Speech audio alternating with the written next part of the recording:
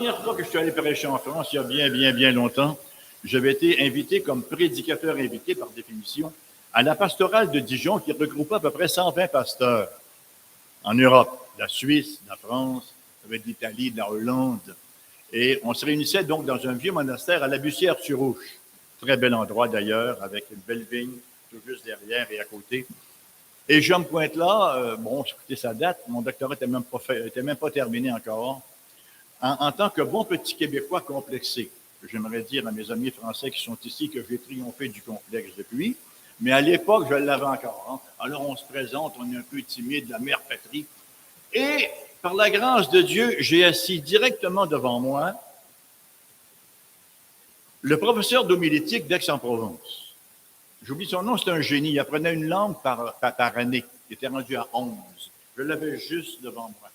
Il y avait Pierre Berthoud, il y avait mon bon ami qui vient d'écrire son livre de systématique, qui est devenu un ami, Paul Wells, et bien d'autres encore. Et il fallait que je prêche, oui. Alors, quand je me suis levé de ma chaise, mon fauteuil, pour me rendre derrière la tribune, j'étais absolument convaincu par manque de foi que les jambes ne m'y rendraient pas. Mais miracle des miracles, je ne sais pas si j'ai lévité, je m'y suis rendu. Et qu'est-ce qu'on fait quand on est tendu? Moi, quand je suis tendu, je tends à dire déplaisant. Alors, j'en ai risqué une. Devinez quoi? Personne ne rit. Ça met à l'aise. Mais dans la grâce de Dieu, ça a été quand même une conférence extraordinaire, là, sur rapport vu. Et on a eu vraiment de très bons temps. Jean-Marc Douma aussi, plusieurs autres étaient là pour des conférences. Ça avait été vraiment fascinant. Donc, aujourd'hui, à nouveau, je ne sais pas pourquoi je vous raconte ça, là, mais enfin, c'est raconté. Nous allons retourner dans l'Apocalypse. Ça va être notre troisième escrime, si vous me passez l'expression, dans l'Apocalypse. Nous verrons aujourd'hui, comme je le disais, tout en simplicité, le chapitre 1 et nous le terminerons, les versets 9 à 20. Un chapitre qu'on va intituler « Christ au milieu de son Église ».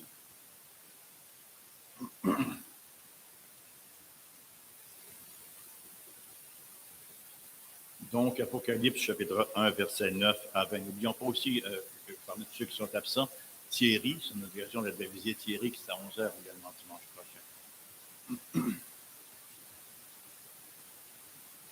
Moi, lecture de la parole de notre Dieu, donc. Moi, Jean, votre frère, qui est part avec vous, à la tribulation, au royaume et à la persévérance en Jésus, j'étais dans l'île appelée Patmos, à cause de la parole de Dieu et du témoignage de Jésus. Je fus saisi par l'Esprit au jour du Seigneur, et j'entendis derrière moi une voix forte, comme le son d'une trompette, qui disait « Ce que tu vois, écris-le dans un livre et envoie-le aux 7 églises, à Éphèse, à Smyrne, à Pergame, à Thyatire, à Sardes, à Philadelphie et à Laodicée. » Je me retournai pour savoir quelle était la voix qui me parlait. Et après m'être retourné, je vis 7 chandeliers d'or. Et au milieu des 7 chandeliers, quelqu'un qui ressemblait à un fils d'homme, vêtu d'une longue robe et ayant une ceinture d'or sur la poitrine. Sa tête et ses cheveux étaient blancs comme de la laine blanche, comme de la neige. Ses yeux étaient comme une flamme de feu. Ses pieds étaient semblables à de l'airain ardent, comme s'il avait été embrasé dans une fournaise. Et sa voix était comme le bruit de grandes eaux. Il avait dans sa main droite 7 étoiles. De sa bouche sortait une épée à 2 tranchants, une épée aiguë à 2 tranchants, et son visage était comme le soleil lorsqu'il brille dans sa force. Quand je le vis, je tombai à ses pieds comme mort. Il posa sur moi sa main droite en disant « Ne crains point, je suis le premier et le dernier et le vivant. J'étais mort et voici, je suis vivant au siècle des siècles. Je tiens les clés de la mort et du séjour des morts. Écris donc ce que tu as vu, ce qui est et ce qui doit arriver ensuite, le mystère des 7 étoiles que tu as vues dans ma main droite et des 7 chandeliers d'or. Les 7 étoiles sont les anges des 7 églises et les 7 chandeliers sont les 7 églises. Amen. Que le Seigneur puisse bénir cette parole à nos cœurs.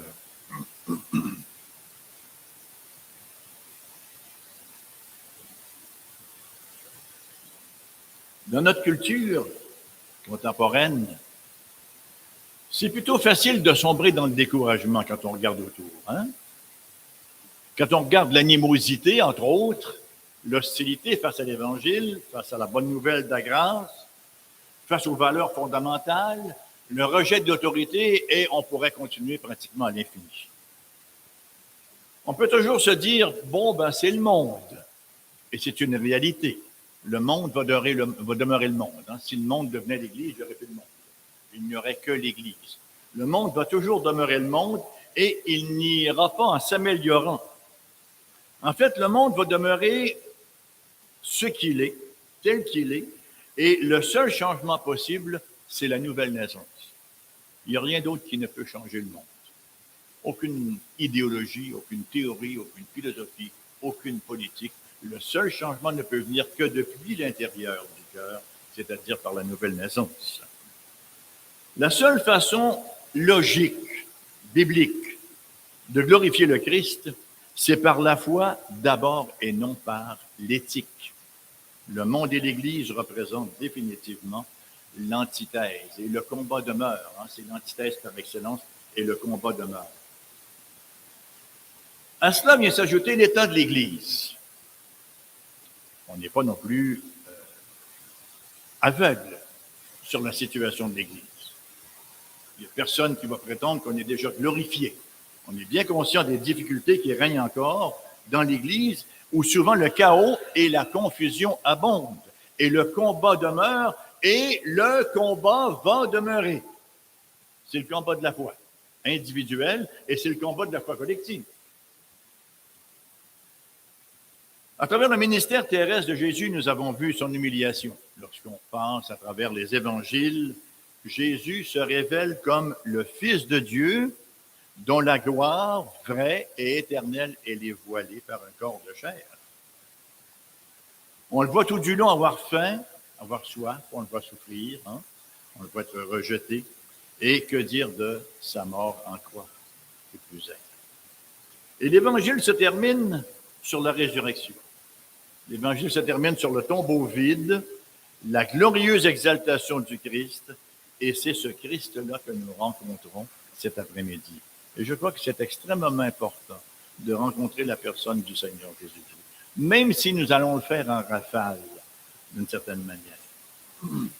C'est donc ce Christ-là que nous allons rencontrer dans la dernière section du chapitre d'ouverture de l'Apocalypse. C'est un chapitre qui introduit plusieurs thèmes qui vont être développés au fur et à mesure de notre parcours du livre. Et c'est un chapitre qui représente une espèce de bande-annonce. Vous savez, les bandes-annonces d'un film, lorsque on nous en fait la promotion et qu'on nous présente la bande-annonce, ben alors, on peut savoir quel genre de film ça va être, un drame, une romance, un film d'action.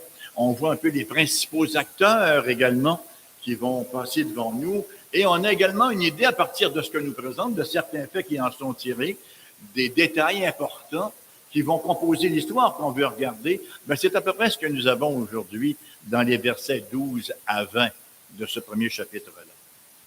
Mais d'abord, le verset 9. J'ai 3 points. Difficile de s'en tirer. Hein? On a toujours 3 points. Mon premier point, c'est le règne du Christ. Au verset 9, Jean se présente à nous comme le représentant de tous les croyants. Il se présente à nous comme celui qui vraiment représente tous ceux qui ont mis leur foi en Christ Jésus. Il nous dit, moi, Jean, votre frère, qui est part. Le mot qui est part, subkoinonos, veut dire littéralement qui suis partenaire. Moi, Jean, qui est votre partenaire dans ce grand combat de la foi. C'est vraiment ce que nous dit le texte grec. Il ne se revendique pas de son apostolat, moi, Jean l'apôtre, non. Il se présente comme quelqu'un qui fait partie de nous, comme quelqu'un qui est des nôtres et qui expérimente ce que nous expérimentons. Il proclame sa solidarité avec ses lecteurs. Ce qu'il expérimente à Patmos, une petite île à peu près 65 km dans l'ouest de Milet, dans la mer Égée, sur la côte d'Asie mineure, au sud-ouest d'Éphèse, ce qu'il expérimente là, c'est typique de tout ce que les chrétiens eux-mêmes vont expérimenter, et il nous résume le tout en 3 mots. Il nous dit qu'il expérimente la tribulation, le royaume et la persévérance en Jésus. Nous avons le menu de ce qu'est une vie chrétienne. À première vue, Patmos ressemble bien davantage à la tribulation en Jésus qu'au royaume de Dieu.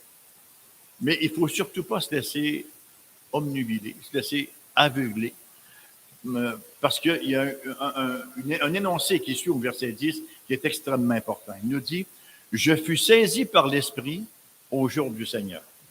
Donc, on retrouve dans un premier temps Jean à Patmos, amené par ses tortionnaires, à cause du témoignage qu'il donnait de Jésus-Christ du royaume, et on le retrouve en même temps en Christ Jésus. Il y a 2 réalités qu'on retrouve chez l'apôtre ici. Et c'est 2 réalités extrêmement importantes. C'est une attestation de cette vérité qu'on peut être dans 2 réalités en même temps.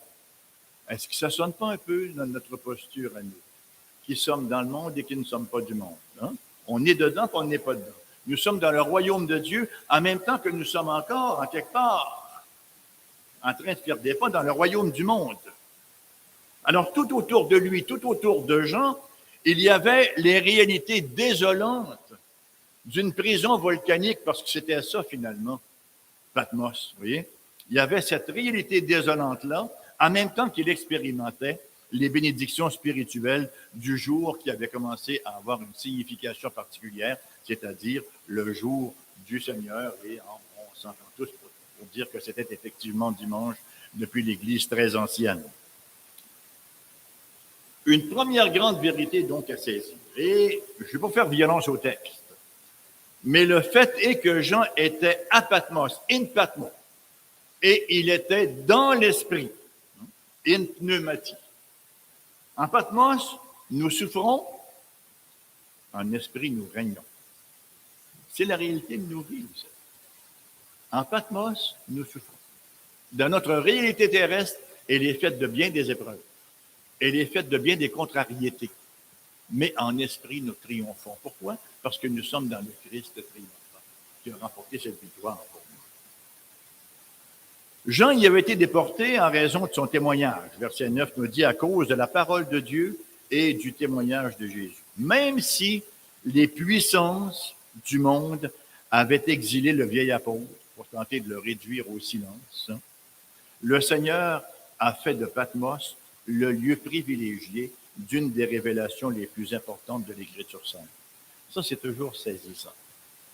C'est assez rare que lorsque le Seigneur a une grande révélation à faire, qu'il prend quelqu'un et qu'il le met sur un petit coussin très, très moelleux, dans un endroit très, très, très confortable, et là, il nous fait la révélation. Généralement, ça arrive dans des moments de grande affliction. Ça arrive dans des moments de tribulation. Mais Patmos est devenu le lieu par excellence d'une révélation par excellence qu'on appelle l'Apocalypse. Le Seigneur l'avait amené là pour faire de Patmos le lieu privilégié d'une des révélations les plus importantes de l'Écriture sainte. Et c'est le cas de nos épreuves. Si on veut croître, si on veut grandir dans l'illumination, parce que l'illumination, c'est progressif. On ne reçoit pas toute la lumière dès les premiers pas de notre conversion. On grandit dans l'illumination. C'est progressif aussi. Et ça arrive à travers les circonstances de notre vie. Le psaume qui nous dit « Ceux qui sont montés sur des bateaux, ceux-là ont vu les œuvres de l'Éternel. Ils sont passés à travers les tempêtes, à travers toutes sortes de dangers, ils désespéraient même de conserver leur vie. Mais eux, ils ont reçu une vision particulière de l'Éternel. Les pieds sur la grève, vous savez. Rappelons-nous donc la triade.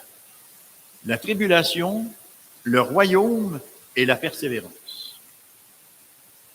Les circonstances ne peuvent d'aucune façon sortir le royaume de l'équation de nos vies.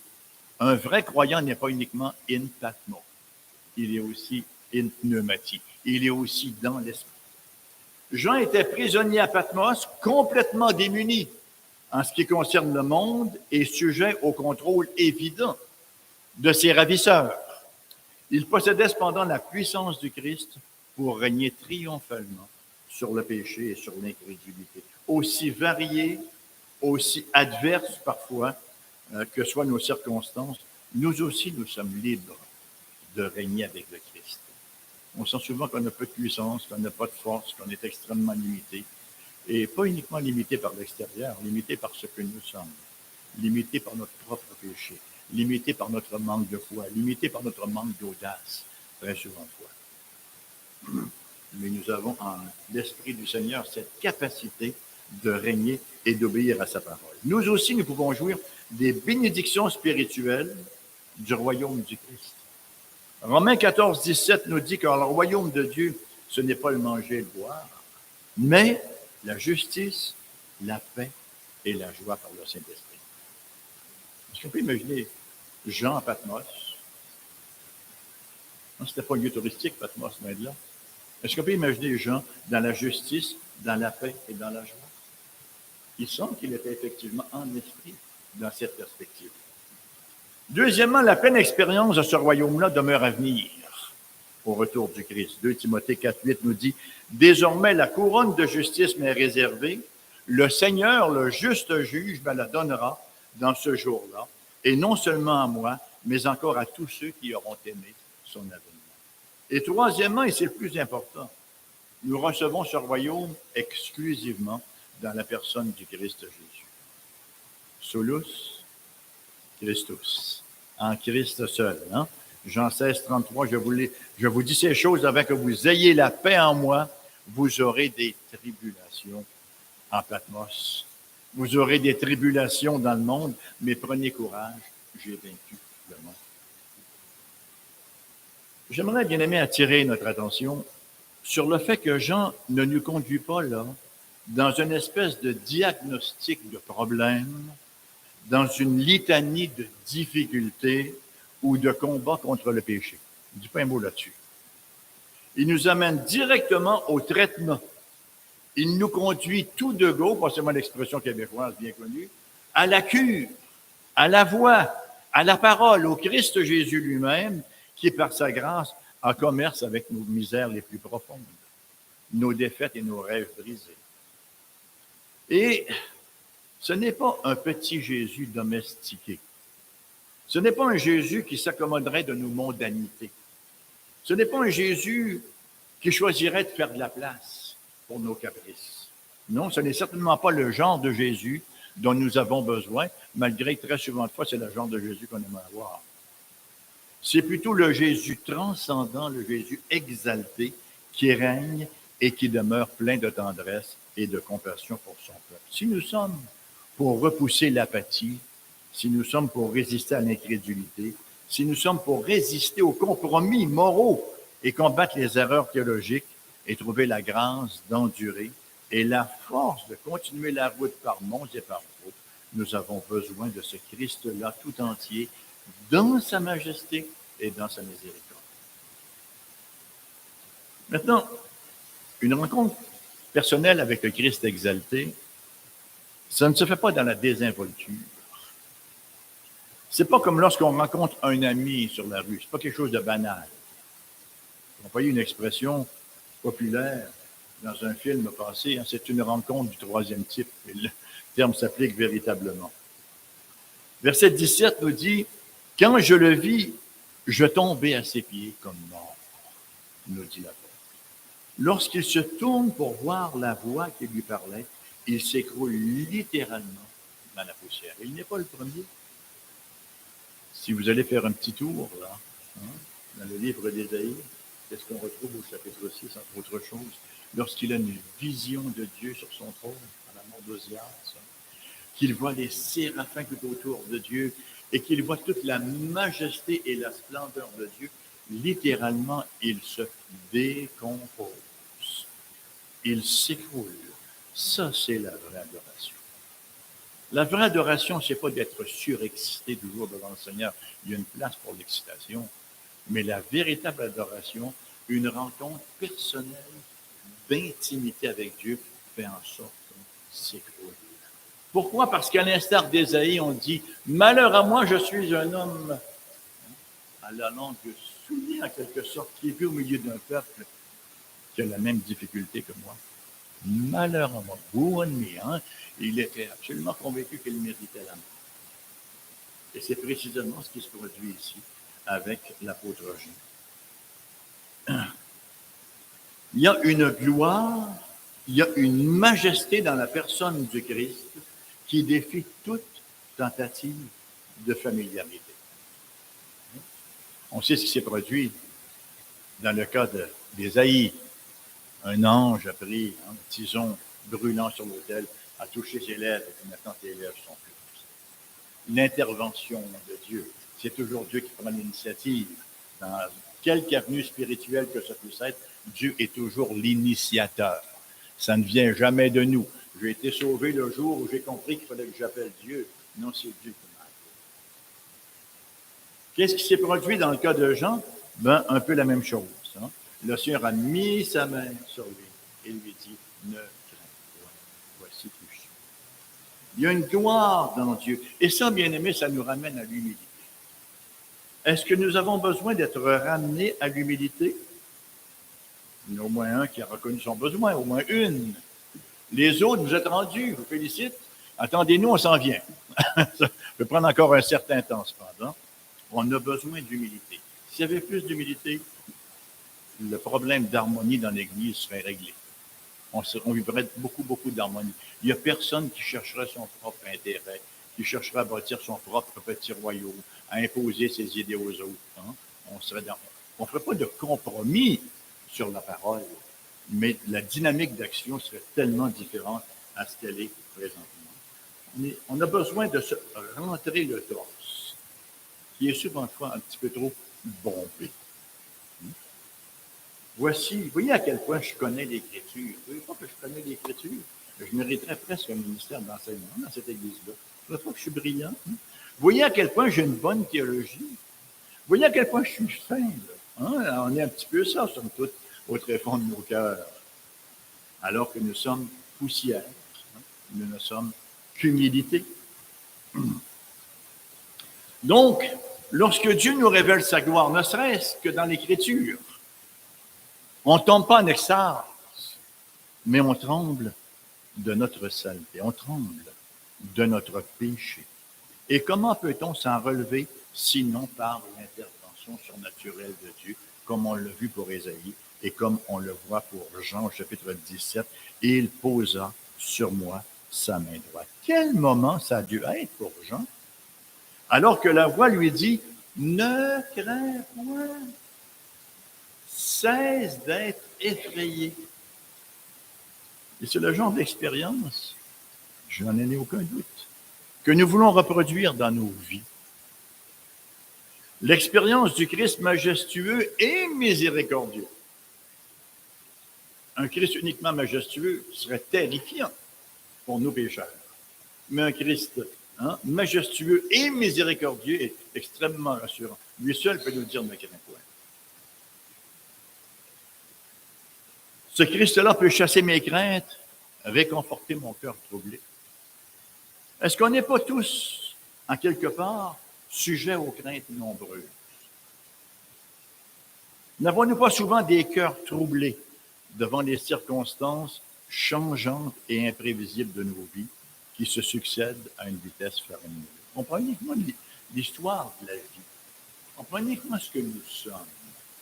Quand nous sommes petits, puis qu'on est gentil, puis qu'on est pieux, puis qu'on a de belles intentions. Hein, et au fur et à mesure où on grandit, on se rend compte que le péché prend de plus en plus de place. Là. Un peu comme le ver dans une pomme. Hein. Il veut sortir, il veut faire de l'espace, il veut prendre de l'air.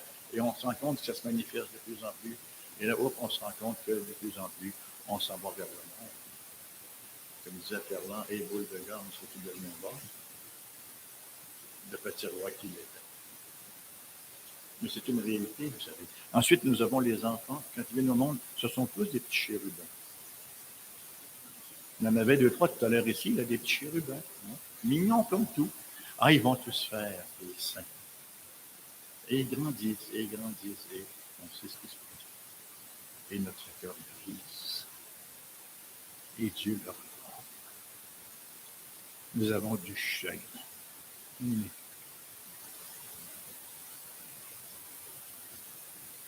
Quand mon fils était jeune, et que ça me traversait l'esprit, peut-être qu'il ne deviendrait pas chrétien. J'étais incapable de préparer mes prédications. Paralysé par la pensée. C'était une belle œuvre de Dieu. Il est encore en train d'œuvrer dans le cœur de mon fils qui n'est toujours pas chrétien. Mais il a œuvré dans le mien qui fait que maintenant je prépare mes prédications. Et maintenant, je ne regarde pas mon fils, je regarde à mon Seigneur. Je regarde au Christ Jésus. C'est lui qui nous enlève nos craintes. C'est lui qui met sa main sur notre dos et qui dit, chasse ces craintes-là. Je suis ton Dieu. Je t'ai rejeté à grand prix, tu es mien.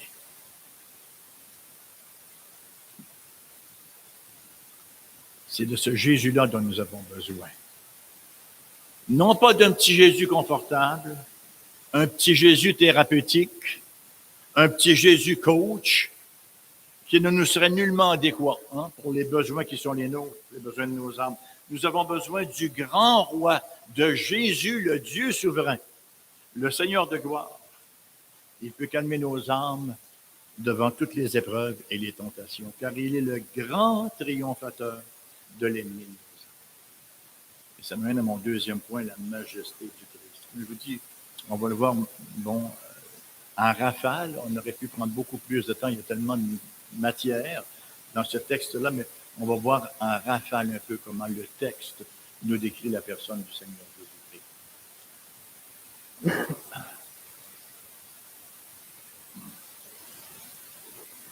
J'aimerais faire ressortir deux thèmes des versets 12 à 20. Majesté et miséricorde. On y revient encore, comme tantôt. Majesté et miséricorde dans la personne du Christ. Verset 12-13. Je me retournai pour savoir quelle était la voix qui me parlait, et après m'être retourné, je vis 7 chandeliers d'or au milieu des 7 chandeliers d'or, quelqu'un qui ressemblait à un fils d'homme, vêtu d'une longue robe et ayant une ceinture d'or sur la poitrine.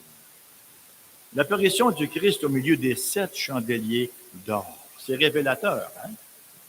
Ça nous révèle dans un premier temps que l'Église est au centre de tout ce que Dieu permet sur la scène du monde. Alors que le monde considère son royaume matériel comme étant de toute importance, Dieu, lui, fait clairement ressortir la réalité que l'œuvre spirituelle du royaume du Christ par l'Église demeure le facteur le plus significatif. On en parlait avec Abraham il n'y a pas si longtemps. C'est pas mercredi dernier, c'est le mercredi d'avant. Et au milieu de ces 7 chandeliers d'or, Jean voit quelqu'un qui ressemble à un fils d'homme. Dans les évangiles, on sait que c'est l'expression favorite du Seigneur Jésus-Christ pour se décrire, le Fils de l'homme. C'est la préférée de Jésus. Et en fait, ici, Jean, il fait du copier-coller, alors que l'expression nous ramène dans Daniel, chapitre 7, versets 13 et 14, que je vous lis à l'instant. Je regardais pendant mes visions nocturnes, et voici sur les nuées des cieux, arriva quelqu'un de semblable à un fils de l'homme. Il s'avança vers l'Ancien des jours, et on le fit approcher de lui. On lui donna la domination, la gloire et le règne, et tous les peuples, les nations et les hommes de toute langue le servirent. Sa domination est une domination éternelle qui ne passera point, et son règne ne sera jamais détruit. Ce que le prophète Daniel est en train de nous décrire ici, c'est pas très compliqué, Il est en train de nous décrire le Fils de l'homme comme le grand roi investi de la domination suprême par l'Ancien des jours, c'est-à-dire par Dieu lui-même. Et Jean, en faisant usage de cette expression-là, nous fait comprendre que Jésus, le Jésus que Jean voit, est ce roi ordonné, le puissant roi, vêtu d'une longue robe avec une ceinture d'or sur la poitrine.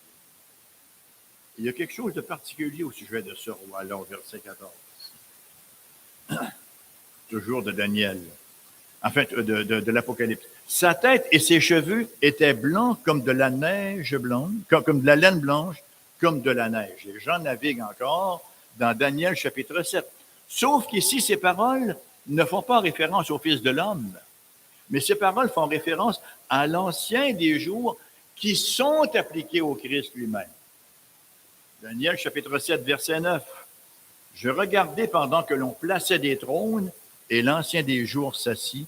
Son vêtement était blanc comme la neige, et les cheveux de sa tête étaient comme de la laine pure. Ce que Jean fait ici, donc, en jumelant ces deux descriptions-là, Fils de l'homme et ancien des jours, il les jumelle et les met ensemble. Il fait la lumière sur une doctrine fondamentale. Jésus, le roi désigné par Dieu, est ce Jésus en qui habite corporellement toute la plénitude de la divinité. Il est le Dieu. Il est le Dieu homme, l'être théanthropique. Hein? Et c'est ainsi qu'au verset 17-18, il peut dire, « Ne crains point, je suis le premier et le dernier et le vivant. » Et si on retourne au verset 4, au verset 4 et au verset 8, c'est Dieu le Père qui dit « Je suis l'alpha et l'oméga ». Mais si Jésus se revendique exactement des mêmes titres, mettant de l'avant ce qu'il est réellement, le Dieu Tout-Puissant. On comprend donc très bien que celui que Jean rencontre sur l'île de Patmos est capable de chasser sa crainte en parlant de paix en son cœur. Et il fait de même avec ceux et celles qui se confient en lui. En toutes circonstances, il n'est pas seulement le Jésus du dimanche, hein, mais il est le roi de gloire, le roi de tout temps qui nous invite à garder littéralement nos yeux sur lui. Et la description de Jean ne s'arrête pas là. Nous sommes toujours dans la première, je dirais dans la règle première de l'herméneutique. Quelle est la règle première de l'herméneutique? L'analogie de la foi. On interprète l'Écriture par l'Écriture sainte. C'est précisément ce qu'il fait. Alors, Jean revient à nouveau à Daniel, mais cette fois-ci, chapitre 10, versets 5 et 6, pour parler du Fils de l'homme, dont les yeux étaient comme une flamme de feu. Avez-vous déjà vu des yeux comme une flamme de feu? Non, vous n'êtes pas marié, là. Non, je plaisante. Christian, il faudrait effacer cela. Hein? Bon, dont les yeux sont comme une flamme de feu. On pourrait en dire long sur le feu. Ça illumine, ça réchauffe, ça juge et ça purifie. Les yeux du Seigneur glorifié ne font pas que nous regarder, mais ils regardent à travers nous. Ils nous pénètrent. Ils vont au-delà de nos masques, au-delà de nos voiles, derrière nos portes fermées. Les yeux comme un regard de feu. Et c'est bien sûr effrayant, en même temps que c'est libérateur. Jésus peut traverser ma façade et y voir tous les déchets, toutes les ordures qui ruinent ma vie pour ensuite les brûler. C'est pour ça qu'on dit tel que je suis, sans rien à moi, je viens. On ne dit pas, Seigneur, laisse-moi me débarrasser de mes ordures, puis je vais venir ensuite. On n'est pas capable de le faire. Ça prend le feu purificateur, la puissance transformatrice du Christ Jésus pour opérer cette transformation. C'est en pleine connaissance de ma personne qu'il a bien voulu me choisir. Il a bien voulu choisir de me sauver. Je me souviens, je parlais avec quelqu'un il y a bien des années. Enfin, c'est une discussion un peu inutile et en même temps très utile. On discutait. Il est arménien, vous savez que je suis réformé, je suis calviniste. Et finalement, il finit par me dire, mais je dis, donc pourquoi Dieu t'a sauvé? Il dit, parce qu'il a vu mon cœur. Ça fait mal juste à l'entendre, hein? Parce qu'il a vu mon cœur. Nos cœurs n'étaient certainement pas quelque chose qui était très, très attirant pour le Seigneur. Il nous connaissait parfaitement dans son regard de feu. Il nous connaissait de l'intérieur, de l'extérieur, de tous côtés. Et il a choisi de nous amener à lui et de faire de nous un de ses enfants transformés progressivement en l'image du Seigneur Jésus. Ô Dieu, crée en moi un cœur pur. C'est une création. Pas n'importe qui le dit, c'est David. Ô Dieu, crée en moi un cœur pur. Renouvelle en moi un esprit bien disposé. Ça prend un regard. Au verset 15, ses pieds étaient semblables à de l'airain ardent, comme s'il avait été embrasé dans une fournaise. C'est pas ça nous rappeler, encore une fois, le rêve de Nebuchadnezzar dans le livre de Daniel. C'est très intéressant d'ailleurs, si vous voulez prendre du temps pour étudier l'Apocalypse, à voir à quel point il y a beaucoup de l'Ancien Testament dans l'Apocalypse. En fait, ça s'interprète par l'Ancien Testament purement et simplement.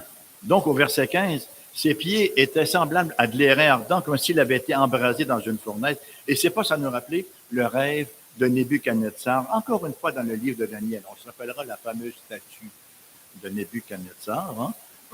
Et la statue représente tous les royaumes du monde, représente les empires les plus puissants. Mais en Daniel 2,23, il nous dit que les pieds de la statue étaient de fer et d'argile. C'est une amalgame qui ne fonctionne pas. Ce n'est pas un solide assemblage et ça ne peut durer, c'est bien ce que la prophétie de Daniel d'ailleurs, hein? Et aussi longtemps que la terre va durer, les royaumes humains vont se succéder les uns aux autres. Il en va ainsi de toutes les puissances potentielles du monde. Il n'y en a pas eu uniquement Babylone, mais les Perses, les Grecs, les Romains et tous ceux qui ont suivi par la suite. Là maintenant, c'est l'Empire américain qui s'écroule. Tous les empires font à peu de choses près, à quelques exceptions près. Une centaine d'années ensuite, ils s'écroulent. On n'a pas la capacité, en tant que pécheurs, de poursuivre. Quand j'étais à la Vision mondiale, vous savez, on disait, il y a 4 étapes à une vision, à une organisation. Ça commence d'abord par une vision. Quelqu'un dit, hey, ce serait bien si on avait une église de la Trinité à Montréal. C'est un exemple qui risque de connaître un peu. Quelqu'un dit, ce serait bien si on avait telle chose. Une fois qu'il a la vision, qu'est-ce qu'il fait? Il passe à la deuxième étape. Il commence à l'organiser. Alors, il trouve un peu des gens qui vont autour, trouve quelques mécanismes,